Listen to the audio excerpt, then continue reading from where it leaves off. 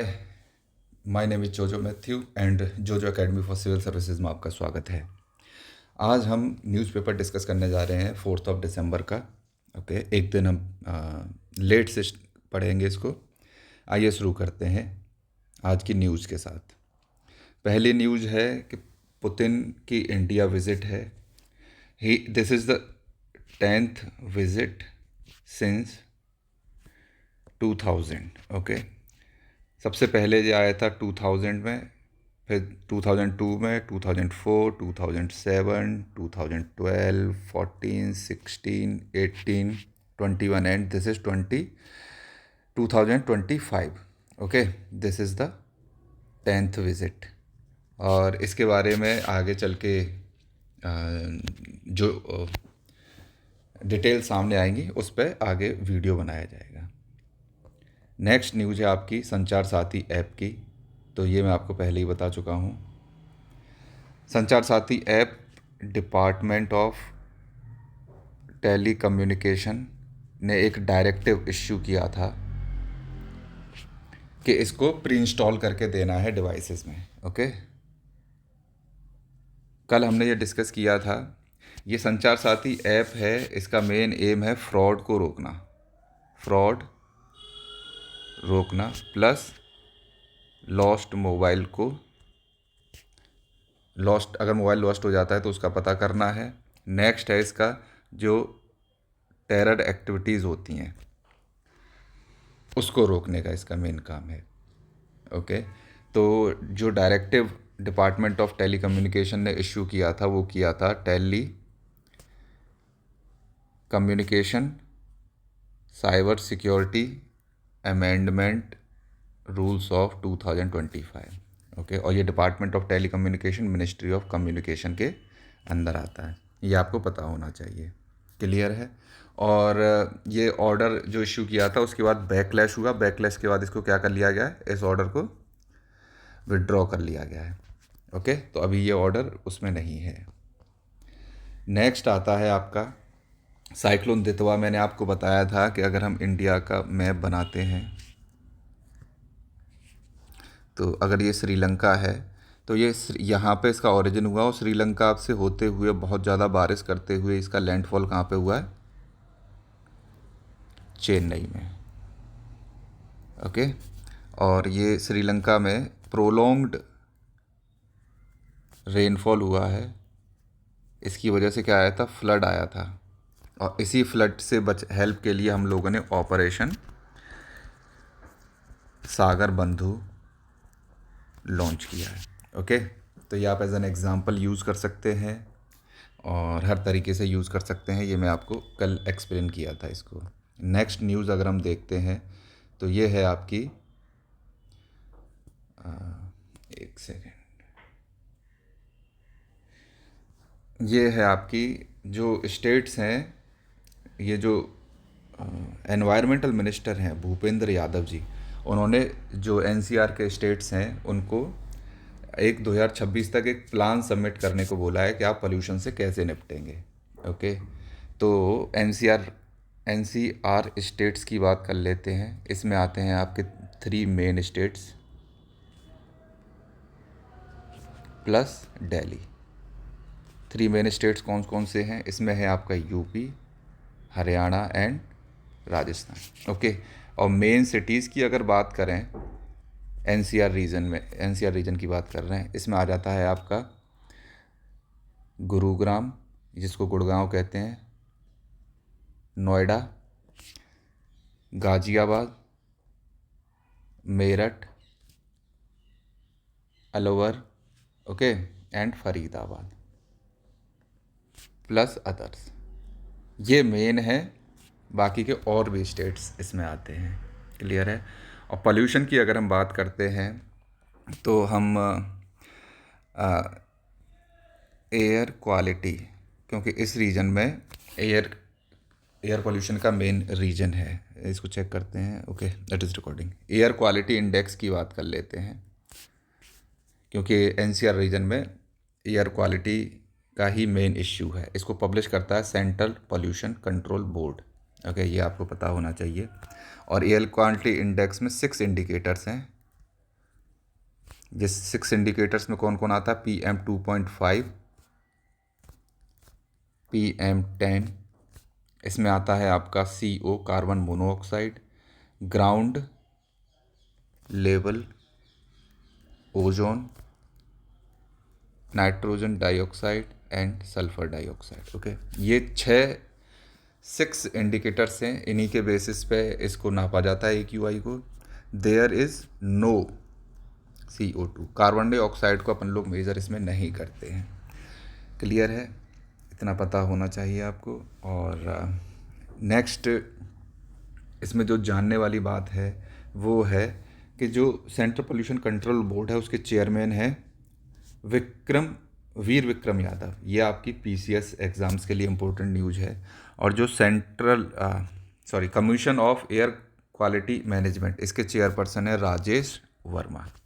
तो ये आपको PCS के पर्पज़ से पता होनी चाहिए 2 चीज़ें। और अगर इस एयर क्वालिटी इंडेक्स की बात करें तो इसका स्केल जाता है आपका 0 से 500 तक। ओके, और दिल्ली की एयर जो रहती है मैक्सिमम वेरी पुअर कैटेगरी में रहती है। और इसका AQI आपका कहिए 999 से भी पार चला जाता है, मतलब स्केल को भी पार करके पोल्यूशन हाई हो जाता है इसमें। इतना समझ में आता है आपको। अब बात कर लेते हैं एक्साइज ड्यूटी की।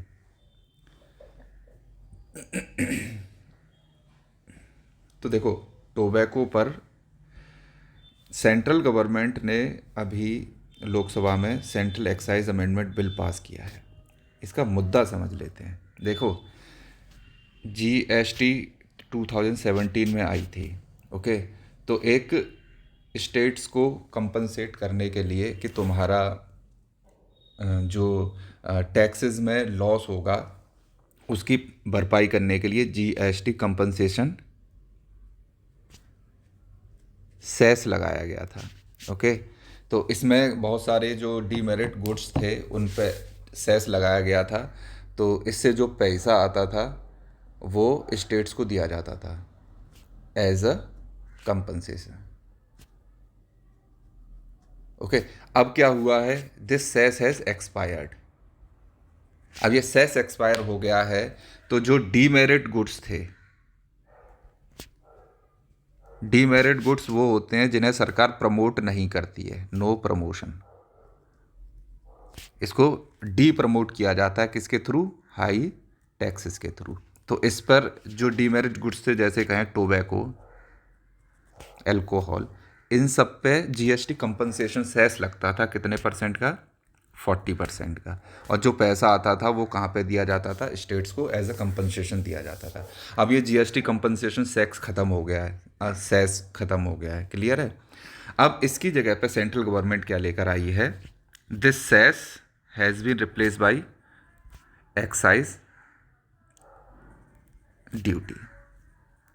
अब ये एक्साइज ड्यूटी क्या होता है, it is a tax levied on manufacturing, production and sale of products.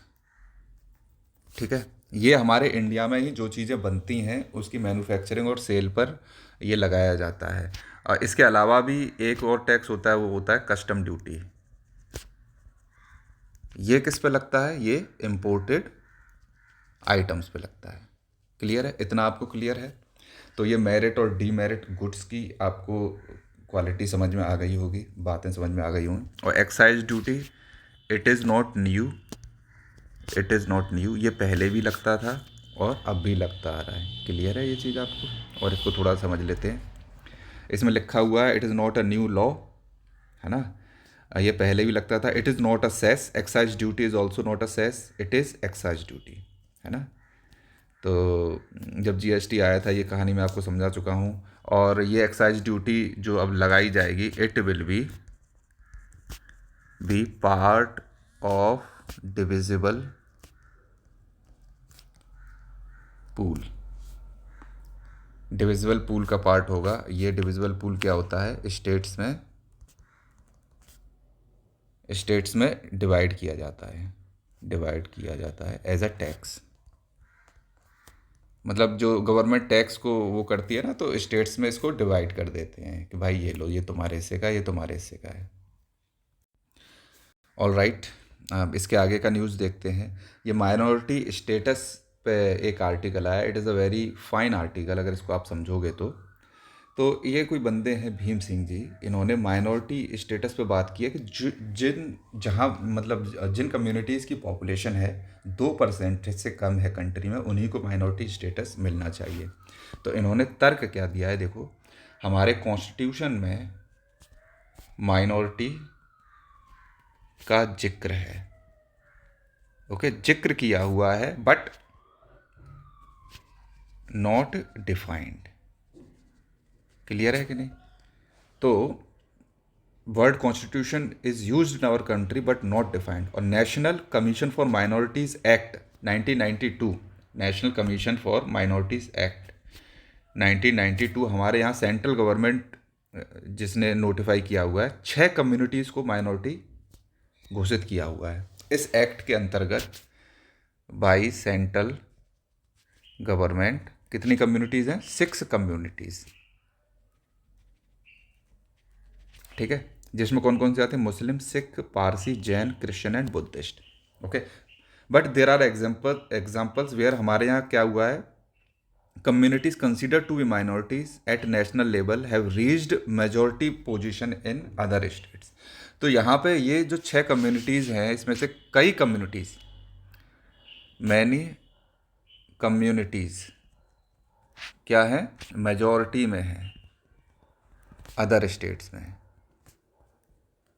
जैसे इसका एग्जाम्पल दिया है, अगर सेंसस की बात करें तो माइनॉरिटी मुस्लिम्स हैं, 14.2% पॉपुलेशन है इंडिया की, ओके, 2011 सेंसस के हिसाब से देखें, और ये इनको माइनॉरिटी कंसीडर किया जाता है। लेकिन अगर देखा जाए, सेवरल स्टेट्स ऐसे हैं और यूटीज़ ऐसे हैं जहाँ पे ये मुस्लिम मेजॉरिटी में है, 50% से ज़्यादा। जैसे लक्षद्वीप को देखें 96%, जम्मू कश्मीर को देखें 69%, असम को देखें 34%, वेस्ट बंगाल 27%, केरला को देखें 26%। ये है as per 2011 census.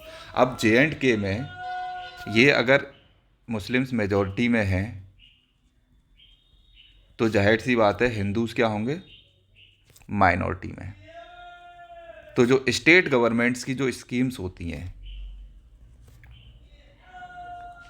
Central government की जो स्कीम्स होती हैं, उनका जो बेनिफिट है, माइनॉरिटी रिलेटेड स्कीम्स की हम बात कर रहे हैं, माइनॉरिटी रिलेटेड स्कीम्स, तो जो बेनिफिट्स है वो किसको जा रहा है, मेजॉरिटी को जा रहा है। यहाँ पे नहीं समझे, मेजॉरिटी मतलब मुस्लिम जो मेजॉरिटी में, उनको बेनिफिट जा रहा है, और जबकि जाना किसको चाहिए था, हिंदूज़ को, क्योंकि ये माइनॉरिटी में है वहाँ पे। क्लियर है? एक तो ये तर्क इन्होंने दिया है।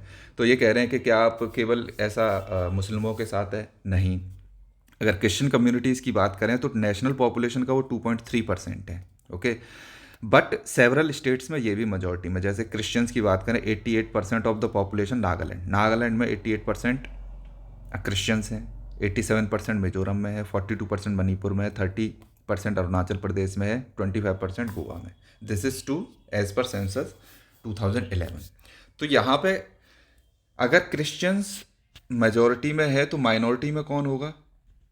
जाहिर सी बात है हिंदू होंगे, मुस्लिम्स होंगे एंड अदर्स होंगे, ठीक है कि नहीं? तो इनको माइनॉरिटीज़ के बेनिफिट्स मिलने चाहिए, ना कि क्रिश्चियंस को इन स्टेट्स में। सेम जाता है आपके, अगर पंजाब को देखो, पंजाब में जाहिर सी बात है सिख मेजॉरिटी में होंगे, तो वहाँ पे जो अदर कम्युनिटीज़ हैं उनको उसका बेनिफिट मिलना चाहिए। तो it was a fine article, तो इसीलिए मैंने इसको इसमें इंक्लूड किया था। नेक्स्ट आर्टिकल आता है, चीफ इलेक्शन कमिश्नर जो हमारे हैं, इन्होंने एक इंटरनेशनल बॉडी के ये चेयरमैन बन गए हैं। ऑल राइट, इसको समझते हैं। Let's see, give me a sec. All right, तो हमारे चीफ इलेक्शन कमिश्नर कौन है? ज्ञानेश कुमार हैं, ये आपको पता होना चाहिए। इंटरनेशनल डेमोक्रेसी बॉडी है, इसका नाम है क्या है? International institute for democracy and electoral assistance. ये कहाँ पे है? स्वीडन बेस्ड है। ये इंटर गवर्नमेंटल ऑर्गेनाइजेशन है, इंटर गवर्नमेंटल ऑर्गेनाइजेशन है। गवर्नमेंटल का मतलब है governments of countries are involve, मतलब ये मोर पावरफुल बॉडीज होती हैं, ठीक है। एनजीओज हो गए या नॉन गवर्नमेंटल ऑर्गेनाइजेशंस हो गई, उनसे ज़्यादा ये पावरफुल बॉडीज़ होती हैं। और इसको जो चेयर पर्सन ये बने हैं 2026 के लिए बने हैं, और इसका काम क्या है देखो, इनका काम है कि जो आगे आने वाले समय में री इमेजिन डेमोक्रेसी, कि डेमोक्रेसी कैसी होनी चाहिए फ्यूचर में, है ना। और इंडिपेंडेंस, प्रोफेशनलिज्म, इलेक्टोरल मैनेजमेंट को स्ट्रेंथन करना, मतलब फ्यूचर में डेमोक्रेसी किस तरह की होनी चाहिए, उस पर रिसर्च वगैरह ये लोग करते रहते हैं, है ना। बहुत ज़्यादा कोई बड़ी बात नहीं है, तो ये आपको पता होना चाहिए। क्लियर है। नेक्स्ट हम देखते हैं, ये आया है आपका 7 point plan. Let's study this, just give me a sec. तो देखो, to scale up our climate ambition, 7 point plan दिया गया है, बट इसका मैं थोड़ा सा आपको क्रक्स दे देता हूँ। COP30 हुआ कहाँ पे हुआ? ब्राज़ील। मैंने ये आपको कल बताया था। ब्राज़ील में कहाँ पे? स्टेट ऑफ पारा। पारा में कहाँ पे? बेलम। बेलम डिस्ट्रिक्ट में हुआ ये, ओके। बेलम डिस्ट्रिक्ट कहाँ पे पड़ता है? Mouth of Amazon. मैं आपको मैप करके बता देता हूँ।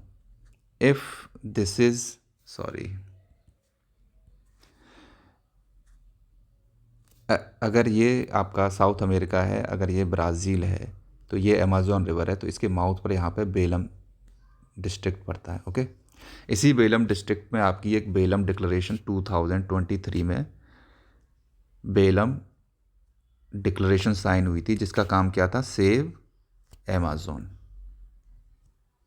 और ये साइन की थी जितने भी अमेज़न रेन फॉरेस्ट की कंट्रीज़ हैं, उन सब लोगों ने मिलके, ओके। तो इतना आपको समझ में आ गया। नेक्स्ट, इस COP30 में क्या करना था? सारी कंट्रीज़ को अपडेटेड NDCs सबमिट करने थे, सबमिट करने थे। कुछ NDCs, जो पुराने NDCs है ना, ओल्ड NDCs होते हैं आपके नेशनली डिटरमाइंड कंट्रीब्यूशंस। इनको खुद से डिटरमाइन करती हैं कंट्रीज़ कि हम क्लाइमेट चेंज से लड़ने के लिए क्या क्या स्टेप्स लेंगे। तो ओल्ड NDCs का टारगेट कब तक है? 2030 तक अचीव करने का टारगेट है। न्यू NDCs का टारगेट कब तक का होगा? 2035 तक अचीव करने का होगा, और ये स्टार्ट होगा आपका 2030 से लेके 35 तक, ओके।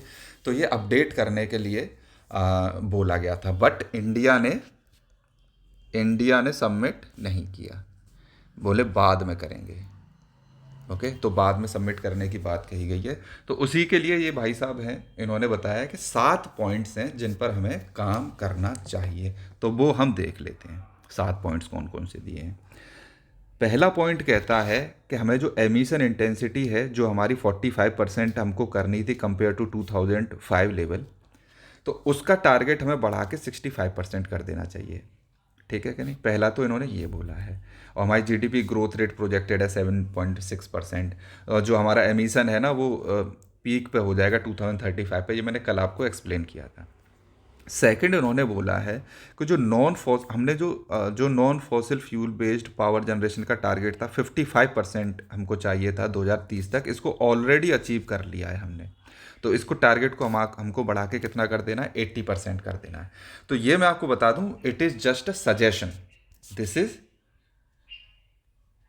सजेशन। अभी गवर्नमेंट क्या करेगी ये आगे आएगा, उसको देखेंगे, ओके। ये मैं आपको बताना चाहता हूँ। थर्ड, इन्होंने बोला है phasing down coal based generation, तो कोयले से जो हम पावर बना रहे हैं उसको हमें कम कर देना है। चौथा, इन्होंने बोला है इलेक्ट्रिफिकेशन करना है मेजर सेक्टर्स का, है ना, डीकार्बोनाइजेशन प्रोसेस में। जैसे कि रेलवे की बात करें तो जो ट्रैक हैं, अगर ये रेलवे की पटरी है तो इसमें जो खंभे लगे रहते हैं उनको तो हमने तार से जोड़ दिया है, नहीं समझे। 99% रेलवे ट्रैक इलेक्ट्रिफिकेशन हो गया, लेकिन इन पर जो इंजन चलता है, लोको मोटिव चलता है, वो अभी 90% ही इलेक्ट्रिकली पावर्ड है। क्लियर है। तो इसको भी हमें 100% का टारगेट करना है। प्लस 50% इलेक्ट्रिक बसेज होनी चाहिए, इसका हमें टारगेट करना है। नेक्स्ट उन्होंने बोला है जो इलेक्ट्रिक व्हीकल्स हैं उनकी sale already more than half, मतलब 50% थ्री व्हीलर्स जो ऑटो वगैरह चल रहे हैं वो ऑलरेडी है, इसका टारगेट हमें 100% की तरफ करना है। क्लियर है कि नहीं? तो ईवी का अडप्टेशन करना है। फिफ्थ इन्होंने बोला है जो कार्बन क्रेडिट ट्रेडिंग स्कीम है जो 2026 अप्रैल से चालू हो जाएगी, लागू हो जाएगी, तो उसको भी एक्सपेंड करना है, कुड बी एक्सपेंडेड। तो इसमें और सारे सेक्टर्स हैं उनको भी इंक्लूड करो, जैसे पावर है, इन सारे सेक्टर्स को करना है तो हमें नेट जीरो में हेल्प करेगी। सिक्स इन्होंने बोला है higher share of renewable energy. Renewable energy में सोलर ले लो और विंड ले लो, इनको खूब लगाना है आपको। और सेवन्थ पॉइंट पे इन्होंने बोला है, where is the seventh point, there must be expansion of renewable energy, storage capacity पे हमें काम करना है। ओके तो ये सारे पॉइंट्स बोले हैं। अभी इस पे क्या होगा, हमारी गवर्नमेंट एनडीसीज़ को सबमिट करेगी, वो फाइनल एनडीसीज़ होंगे, तो उसको हमें स्टडी करना है मेन। ओके इतना आपको समझ में आता है। नेक्स्ट हम जाते हैं मिल्की वे। तो मिल्की वे का मैंने आपको बताया था कि कल ये न्यूज़ में था, हमारे पुणे बेस्ड रिसर्चर्स ने मिल्की वे जैसी एक गैलेक्सी को ढूंढ निकाला है। ये जेम्स वेब स्पेस टेलीस्कोप से हमने इसको खोजा है। इस मिल्की वे का नाम हम लोगों ने रखा है Alaknanda.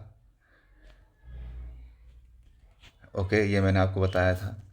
It is the best developed spiral Galaxy.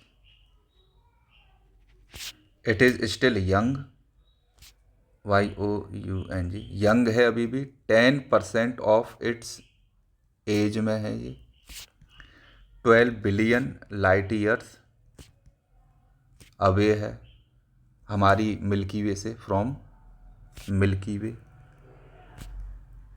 देखो जो हमारी मिल्की वे है इसका नाम हमने जो लिया है वो मंदाकिनी रिवर से लिया गया है, मंदाकिनी रिवर। ठीक है, एक मंदाकिनी हो गया, एक अलकनंदा। अलकनंदा ये नई वाली है। तो अलकनंदा की फीचर्स क्या है, हमारी मंदाकिनी रिवर को देखोगे तो इसको स्पाइरल्स आपको कई सारे मिलेंगे, नहीं समझे, कई सारी आर्म्स हैं इसकी, है ना। अलकनंदा में क्या है, सेंटर में तो बल्ज है और इसकी 2 वेल डेवलप्ड आर्म्स हैं। ओके 2 वेल डेवलप्ड आर्म्स हैं, और सेंटर में अगर इसका साइड व्यू देखो आप तो ये मोटा मिलेगा, और इस तरह से 2 ये साइड व्यू है, ये टॉप व्यू है। ओके दिस इज़ बल्ज, मतलब उठा हुआ भाग है यहाँ पे। तो वेरी वेल डेवलप्ड है ये, और इसका आपको पता होना चाहिए अलकनंदा क्या है, ये पूछ सकते हैं, है ना, किसने खोज की, कहाँ पे खोज की। ओके नेक्स्ट आ जाते हैं आईबीसी के बारे में बात कर लेते हैं, इंसॉल्वेंसी एंड बैंक्रप्सी कोड के बारे में बात कर लेते हैं। Just give me a second. इसमें क्या है, इसमें कुछ नहीं है, बस ये टर्म है हेयर कट, इसका बारे में पता होना चाहिए। हेयर कट ये क्या होता है कि कोई भी कंपनी है बोले कि हम कंगाल हो गए, इंसॉल्वेंट हो गए, बोले हमारा सामान सब बेच दो, तो जितना लोगों ने उधार दिया होता है, क्रेडिटर्स ने उधार दिया है माइनस जितना बेचकर अब वसूल कर चुके हैं ये लोग, कर सकते हैं मतलब बेचकर मिला है। तो भाई बेचेंगे तो कम मिलेगा, पैसा ज़्यादा लिया होगा तभी तो वो हुए हैं, तो उसी को अपन लोग क्या बोल देते हैं, हेयर कट। इसको पढ़ लेते हैं ज़रा। An haircut is refers to difference between an amount lender is owed and the actual amount is able to recover through the resolution process under insolvency and bankruptcy code। तो insolvency and bankruptcy code को अगर आप लोग समझना चाहते हैं तो इसको थोड़ा सा देख लेते हैं। आईबीसी कोड आया था हमारा 2016 में, सिंप्लीफाई करने के लिए कि अगर तुम कंगाल हो रहे हो, कंपनी तुम्हारी घाटे में जा रही है, तो ये है। तो इसमें मतलब टाइम बाउंड रिजोल्यूशन बोला गया था कि 6 महीने में कंपनी राउंड अप कर दो, अगर तुम्हें एक्सटेंशन लेना है तो 3 मंथ का और एक्सटेंशन ले लो, और ओवरऑल टाइम टाइम 330 डेज से ज़्यादा नहीं होना चाहिए। क्लियर है कि नहीं? तो ये टाइम बाउंड किया था। 330 डेज क्यों? ये आप बोलोगे ये तो 6 महीने और 3 महीने और 270 डेज ही हो रहे हैं। तो मतलब ये इसमें फाइलिंग का भी टाइम इंक्लूडेड है। इससे हेल्प क्या मिल रही है कि आपको ईज़ ऑफ डूइंग बिजनेस में हेल्प मिलेगी, क्योंकि कई सारी फॉरेन कंपनियां हैं जो इंडिया में आती हैं, ओके, और वो सक्सेस नहीं हो पाती हैं। तो क्या होता है कि जब वो इंसॉल्वेंट अपने आप को डिक्लेयर करके बेच के सामान जाना चाहती हैं तो उनको 5 से 10 साल लग जाते हैं बेचने ही बेचने में। तो इसीलिए कंपनियां इन्वेस्ट ही नहीं करना चाहती कि हम फेल हो गए तो हम यहाँ से निकल ही नहीं पाएंगे और कोर्ट के चक्कर लगाते रह जाएंगे। तो उसी के लिए ये इंसॉल्वेंसी एंड बैंक्रप्सी कोड आया था। क्लियर है इतना आपको? नेक्स्ट हम बात करते हैं एग्रेट की। ये कहाँ पे देख, असम, असम का एक पक्षी है ये, है ना। IUCN में इसका लीस्ट कंसर्न स्टेटस है। वाइल्ड लाइफ प्रोटेक्शन एक्ट में ये शेड्यूल 4 में है। क्लियर है कि नहीं? शेड्यूल 4 ओल्ड वाला है, ये न्यू वाले की अभी बात करेंगे, इसके बारे में आपको बता देता हूँ। तो जो वाइल्ड लाइफ प्रोटेक्शन एक्ट था हमारा 1972 का, इसमें कितने थे? 6 शेड्यूल थे, ओके। शेड्यूल 1 एंड 2 इसमें हाईएस्ट प्रोटेक्शन था। शेड्यूल 3 एंड 4 इसमें था थोड़ा कम प्रोटेक्शन था, ठीक है। इसी 4 में था ये, क्योंकि ये लीस्ट कंसर्न है तो कम प्रोटेक्शन इसको दिया गया है। शेड्यूल 5 में क्या थे? वर्मिन। वर्मिन कैटेगरी वो एनिमल्स होते हैं जिनको हंट किया जा सकता है, हंट कर सकते, जैसे क्रोज, कौवे हो गए, है ना, चूहे हो गए, रैट्स, इन सब को हंट कर सकते हैं। शेड्यूल 6 में आते थे आपके प्लांट्स। प्लांट्स वो के जिनके कल्टीवेशन के लिए परमिशन चाहिए सरकार से। क्लियर है कि नहीं? नेक्स्ट इसको अमेंडमेंट किया गया है, अमेंडेड इन 2023 आई थिंक। तो इसके जो 6 शेड्यूल थे इनको रिप्लेस कर दिया है 4 शेड्यूल से, ओके। इन 4 शेड्यूल के बारे में हम देख लेते हैं। फर्स्ट शेड्यूल है वेरी हाई प्रोटेक्शन। क्लियर है ये चीज़? सेकंड में है लो प्रोटेक्शन। समझ रहे हो ना? तो मतलब ये पहले वाले की अगर बात करें, पहला, दूसरा, ये तीसरा, चौथा, इसमें कर दिया इन्वॉल्व, ठीक है।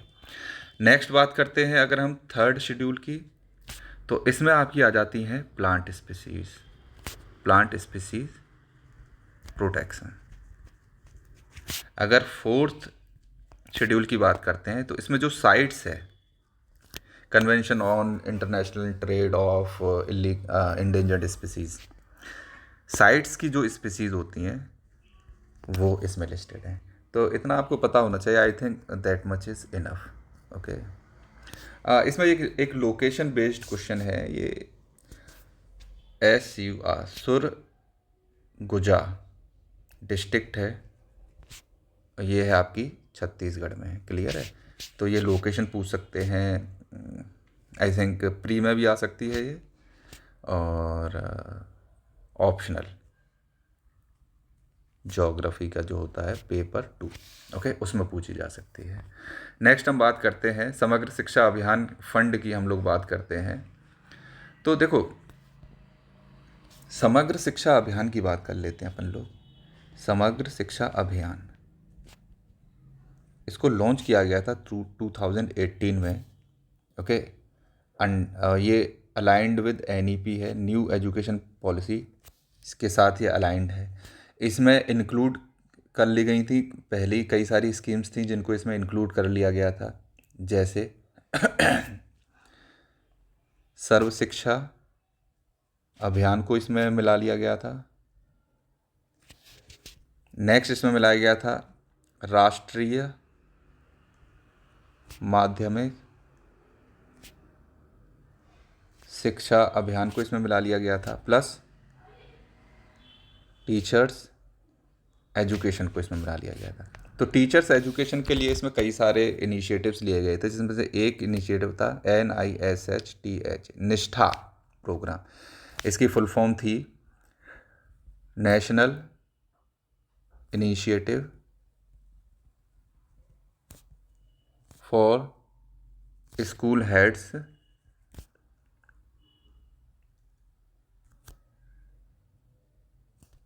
And teachers holistic development.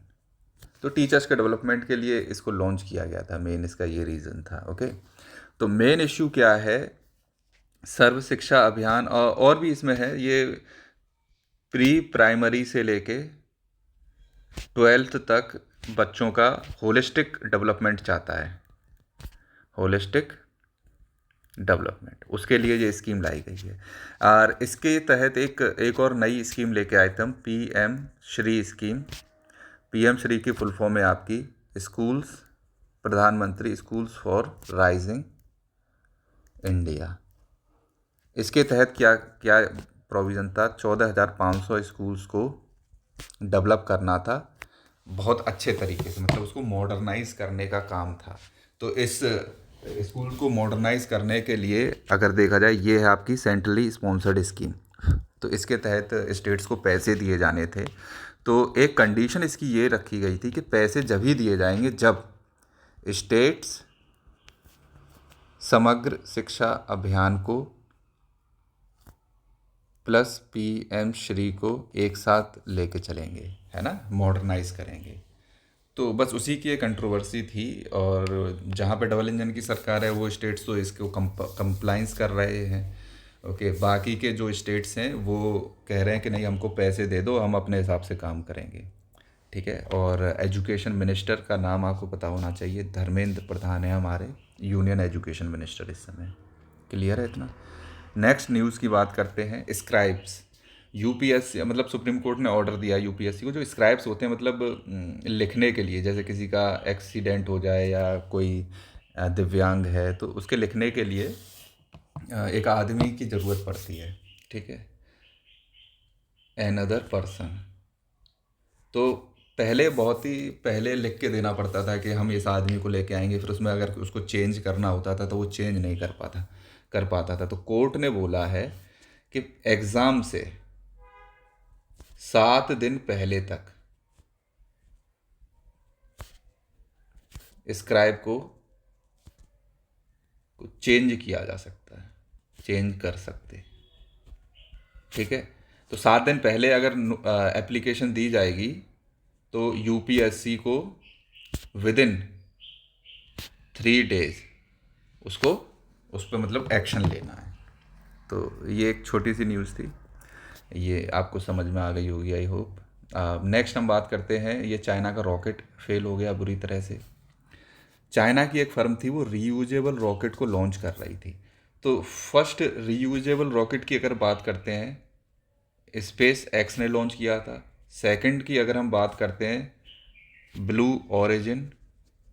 Space x किसकी है आपको पता है? Elon Musk. ब्लू ओरिजिन है आपकी जेफ बेजोस। ओके, इसने लॉन्च किया था। तो ये थर्ड कंपनी बन जाती है अगर फेल ना होता तो ये बन नहीं पाई है। तो चाइना का है, चाइना का थर्ड ये कंपनी का रॉकेट का नाम मैं लिख देता हूँ, JHUQUUE, ZhuQ-3 रॉकेट था, रीयूजेबल था। इसकी जब मेड इन टेस्ट था, पहली फ्लाइट थी, बेचारा फेल हो गया, फेल्ड। हाँ, अगर इसकी जगह पे इंडिया होता तो ये न्यूज़ वर्ल्ड मीडिया में भी कवर होती, हर जगह पे वर्ल्ड में ये कवर होती। चूंकि ये इंडिया का है तो किसी ने इस पर ध्यान नहीं दिया इतना, ओ चाइना का है सॉरी, तो किसी ने इस पर इतना ध्यान नहीं दिया है।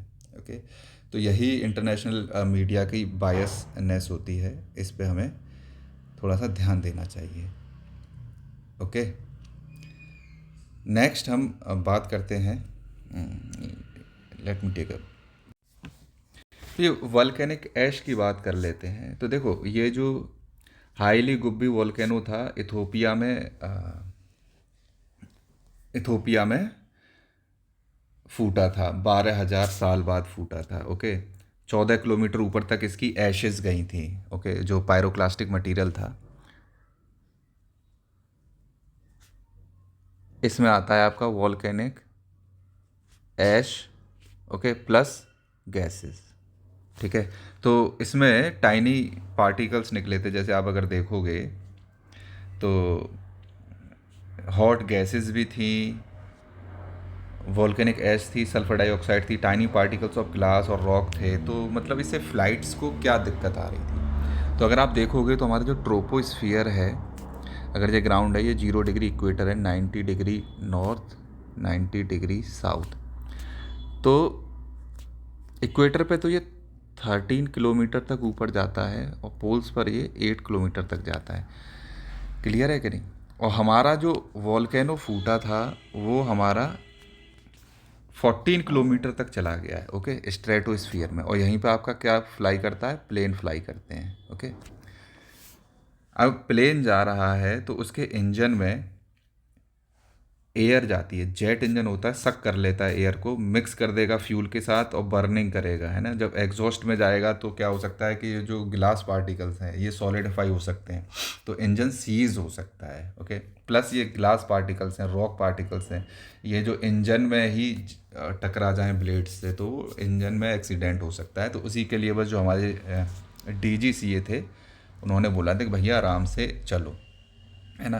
तो अगर आप मानोगे नहीं, ये कहाँ से कहाँ तक ट्रैवल करके ये चाइना तक पहुँच गया है, नहीं समझे। तो मैं आपको बता दूं कैसे कैसे ये ट्रैवल किया है।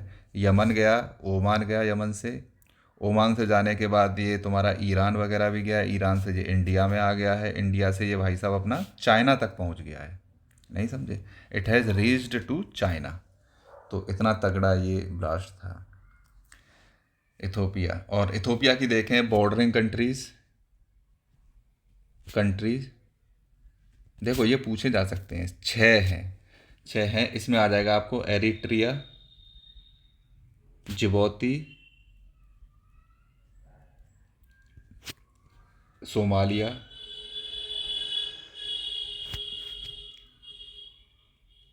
Kenya, South Sudan and Sudan. और एक और बॉर्डरिंग कंट्रीज अगर आप याद करना चाहते हैं तो हॉर्न ऑफ अफ्रीका की याद कर लो, ट्रिक है इसकी, सीड मतलब सोमालिया, क्लियर है, एर्थरिया, इथोपिया एंड जिबौती। तो ये 4 कंट्रियाँ हॉर्न ऑफ अफ्रीका में आती हैं। नेक्स्ट अगर हम आपको देखते हैं तो बेल्जियम ने यूरोपियन यूनियन, मतलब यूरोपियन यूनियन ने एक प्लान किया है कि हम जो रशिया के एसेट्स हैं उनको फ्रीज कर देते हैं। देखो 2022 में जो वॉर स्टार्ट हुआ था उसमें रशिया के एसेट्स को फ्रीज कर दिया गया था, है ना। फॉरेक्स, ये फॉरेक्स क्या था, कई कंट्रीज़ में स्टोर था। जैसे अगर आप देखोगे तो बेल्जियम में ही देखो 226 बिलियन डॉलर्स थे, यूरोपियन यूनियन जापान में देखो तो 50 बिलियन थे, US UK कनाडा में भी कई सारे इसके पैसे जमा थे। तो ये सारे फ्रीज कर दिए गए थे। तो जो रशिया था उसको स्विफ्ट सिस्टम से बाहर कर दिया गया था। स्विफ्ट सिस्टम की फुल फॉर्म अगर हम देखते हैं, society for world wide interbank financial telecommunication. तो ये जो स्विफ्ट सिस्टम है इसके बारे में आप जान लो, it is a secure messaging network. ये इसमें मैसेज करते हैं, मैसेज में हम लोग भेजते हैं कि भैया हमने इतने पैसे भेज दिए हैं, इस बैंक से भेजा है। और बैंक्स की इसमें डिटेल्स होती हैं, बैंक्स को एक यूनिक कोड असाइन कर दिया जाता है जिसको BIC कोड कहते हैं। ओके, और इसमें एक्चुअली में मनी नहीं ट्रांसफ़र होती, it doesn't actually move the money, but ये इन्फॉर्मेशन देता है ट्रांजेक्शन्स की। इसके 11,000 से ज़्यादा मेंबर्स हैं from more than 200 countries. Okay, इसमें ज़्यादातर बैंक्स होती हैं और बड़ी बड़ी कंपनीज़ और वो सारी चीज़ें इसके मेंबर्स बन सकते हैं। क्लियर है कि नहीं। तो उस सिस्टम से इसको बाहर कर दिया गया था। ये सारी चीज़ें आपको पता होना चाहिए। जो Matthew, thank you for watching. जो Matthew, thanks you for watching. और please subscribe to my channel और मिलते हैं नेक्स्ट अगले वीडियो में।